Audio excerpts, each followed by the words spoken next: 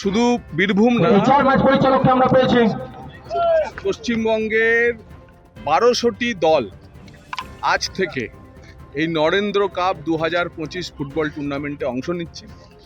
25,000 খেলোয়াড়, গ্রাম শহর আধা শহর, তারা এই খেলায় অংশ নেবে। এবং আজ নরেন্দ্রনাথ দত্ত মানে স্বামী বিবেকানন্দের শিকাগো বক্তৃতার দিন, এদিন থেকে শুরু হয়ে নরেন্দ্র মোদীজির যে 75 বছর পূর্ণ হবে 17ই সেপ্টেম্বর, সেই 11 থেকে 17ই সেপ্টেম্বর আমাদের এই টুর্নামেন্ট পশ্চিমবঙ্গে হচ্ছে। বাঙালি মানে ফুটবল, ফুটবল মানে আমাদের দলগত খেলা, এক হয়ে একসাথে চলার বার্তা। দেখুন, বাঙাল সব সেরারই প্রিয় খেলা বাঙালির ফুটবল। তো স্বাভাবিকভাবে বাংলা এবং বাঙালির কথা যারা বলে তাদেরকে আমরা বলতে চাই যে বাংলা এবং বাঙালির প্রিয় খেলা ফুটবলের সঙ্গে যারা আছে তারাই আসল বাঙালি। আর বাঙালির সঙ্গে আমরা আছি। আমরা রাজনীতির মতের ঊর্ধ্বে গিয়ে বাংলার সংস্কৃতির সঙ্গে আছি।